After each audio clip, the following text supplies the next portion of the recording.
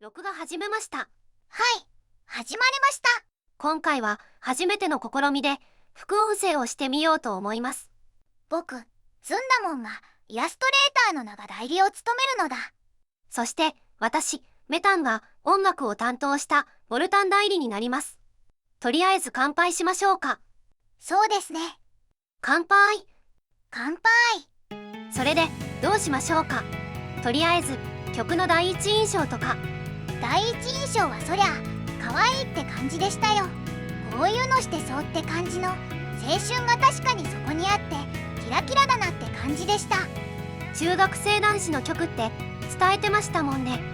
サビの歌詞も凝っててふわふわした感じですごい可愛いんですけど、個人的に好きなのは2番の僕を虜にするのかってところで、なんでそんなに詩人なんだお前って感じで頭をうりうりってしたくなりましたね。そんな綺麗な曲じゃないです。男子の曲を書きたかっただけで。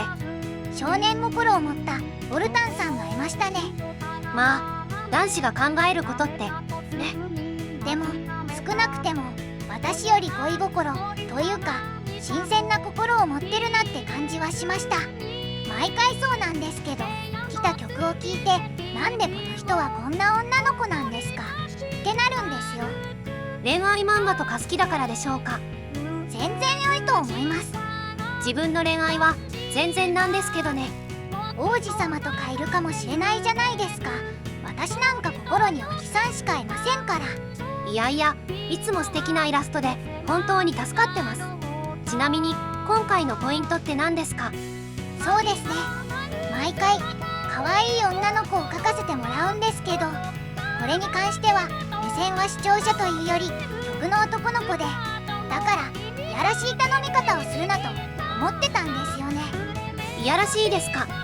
今回はひたすら男の子が目に入るだろうところを忠実に描いたんですよ。後ろ側の横腹がちらって見えちゃうとか、こう髪の毛がファってなる感じとか。確かにそれは感じました。本当ですか？ウッキウキで描いてましたよ。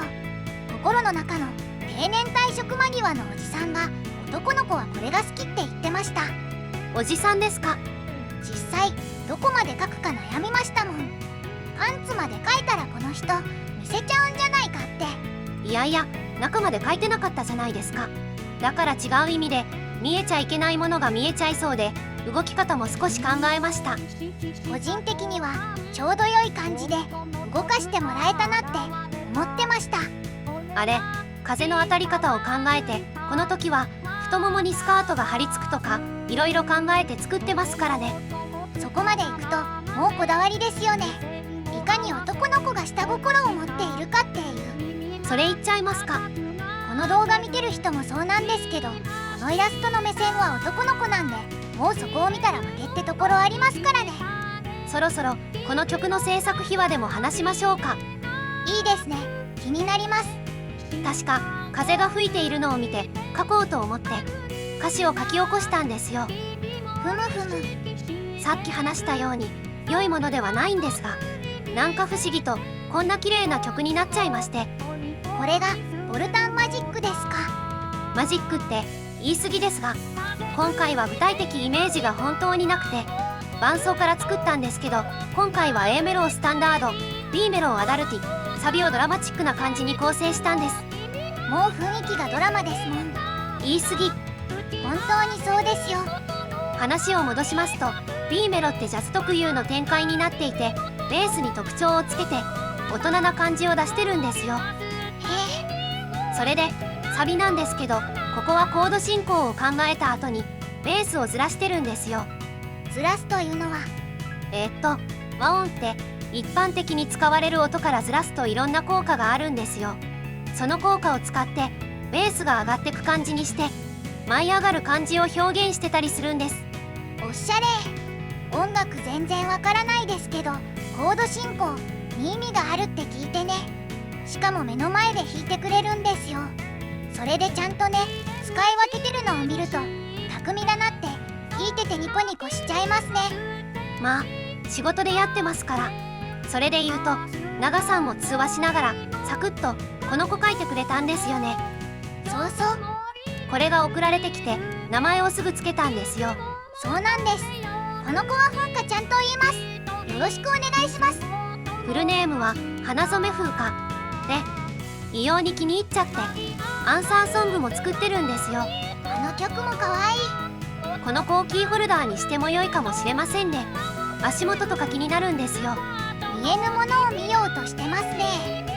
いや、気になるってそういう意味じゃなくて、カバンのアクセサリーとかそういうことです。猫のキーホルダーつけたいですね。何か小型の動物を飼っていてほしいなって思います。それでその子に似たキーホルダーをつけていてほしい。そうすると三毛猫とかになるんですかね。確かにネーミングセンスとか終わっててほしいな。小説とかにしても面白そうですね。こういうところから私たちのワールドは始まります。急にめたい副音声なんですから。今回の試みはいかがだったでしょうか。皆さんも気がついたことや願望をコメントにお願いします。